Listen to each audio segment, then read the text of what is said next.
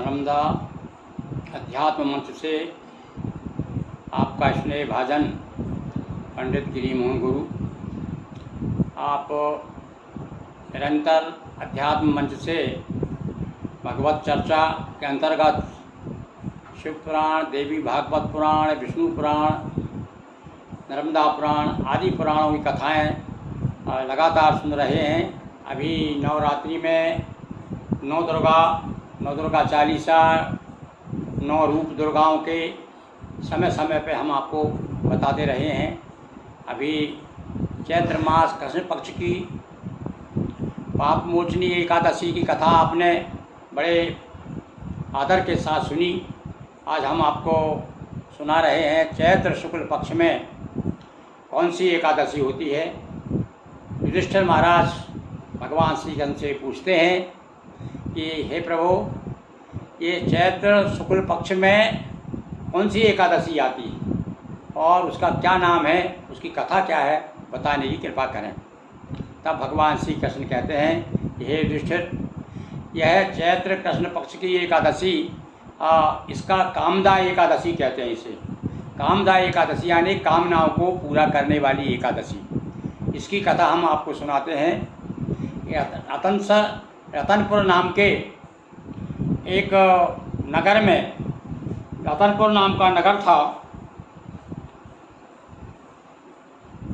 वहाँ पर नागों का राज था।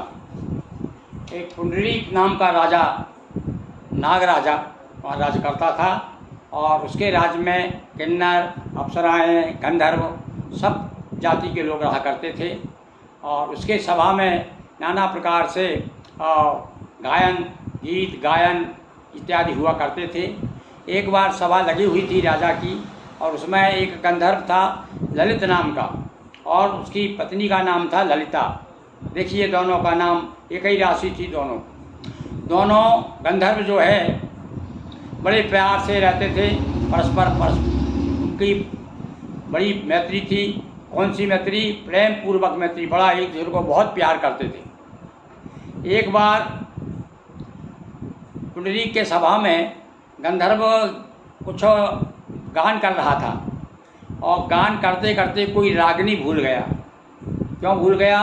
कि देखिए, आपका मन यदि कहीं दूसरी जगह है तो आप कोई भी मन एकाग्रता के साथ कोई भी काम नहीं कर सकते। तो उसका मन अपनी पत्नी पर था, बहुत प्यार करता था अपनी पत्नी को। तो अचानक उसको याद आ गई अपनी पत्नी। तो पत्नी की याद में वो डूब जाने के कारण और ठीक से गा नहीं सका। एक करकोट नाम का जो नाग था वो समझ गया कि ये थोड़ा सा जो है राग छोड़ दिया इसने और ये ठीक से गा नहीं रहा है, लापरवाह हो गया है। उसने जाकर शिकायत कर दी राजा से, पुंडरीक से। कहा, महाराज देखिए, ये गंधर्व जो है इस समय ठीक से गा नहीं रहा है, क्योंकि ये अभी अभी नई शादी हुई है इसकी, तो ये पत्नी के प्यार में ये डूबा हुआ है। इतना क्या था भाई, ये चुगली करने वाले चुगली कर देते हैं, उसका भुगतना पड़ता है। राजा नाराज हो गए और क्रोधित होकर के उसे श्राप दे दिया कि तूने यहाँ पर राजधर्म नहीं निभाया, राजसभा में जिस प्रकार से तुझे गाना था, तूने अपना गीत प्रस्तुत नहीं किया, मैं तुझे श्राप देता हूँ। तो जा, राक्षस हो जा। पत्नी के प्रेम में डूब गया इसलिए, और वो बड़ा भयंकर मुख वाला राक्षस हो गया। और राक्षस भी ऐसा कि तू मनुष्य को खाने लगेगा। और अब तो वो घर आ गया, उसकी पत्नी बड़ी दुखी हो गई, उसका विकृत चेहरा हो गया और उसका स्वभाव भी बदल गया। पर फिर भी वो पतिव्रता थी, उसने अपने पति को नहीं छोड़ा और वो जहाँ जहाँ घूमता था वो भी साथ साथ जंगल में वो भी चली गई साथ घूमते घूमते, वो भी घूमते रही। कहते हैं भगवान श्री कृष्ण कहते हैं, युधिष्ठिर देखो, संयोग जब आता है, घूमते घूमते ललिता कहाँ पहुँच गई? श्रृंगी ऋषि का आश्रम था। श्रृंगी ऋषि के आश्रम में जाकर उसने प्रणाम किया श्रृंगी ऋषि को और अपनी विपदा सुनाई। भाई, जब भी कोई आदमी आफत में परेशानी होता है तो संत महात्माओं के पास चला जाता है। प्रणाम किया।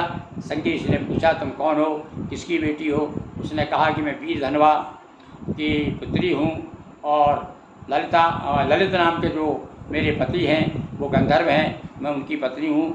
मेरे पति को राजा पुंडरीक ने श्राप दे दिया है और वो राक्षस हो गए हैं और मैं बहुत दुखी हूँ उससे। आप कृपा करके कोई उपाय बताइए। देखिए, जहाँ पर कोई किसी प्रकार की समस्या है तो उसका निदान भी है। तो संगी ऋषि बड़े कृपालु थे। उन्होंने कहा अच्छा एक काम कर, चैत्र मास के शुक्ल पक्ष की एकादशी कामदा एकादशी आने वाली है। इस एकादशी पर सारी मनोकामनाएं पूर्ण होती है।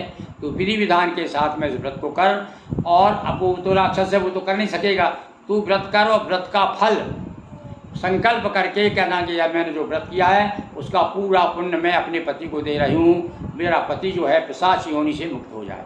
तो इस प्रकार से संकल्प कर देना, पर देखना तेरा पति जो है ठीक हो जाएगा। ऋषि संगी ऋषि ने सारी बात बता दी, समझा दिया। इसने आकर के विधि विधान के साथ में आकर के भगवान वासुदेव की पूजन की और कामदा एकादशी का व्रत किया, जिसके करने से उसका पति जो है राक्षसी योनि से मुक्त हो गया। कैसे हुआ? जब वो व्रत किया, व्रत करने के बाद उसने भगवान से प्रार्थना की, हे प्रभु मैंने एकादशी का व्रत किया है, इसका सारा पुण्य मेरे पति को मिल जाए और मेरा पति राक्षसी योनि से मुक्त हो जाए।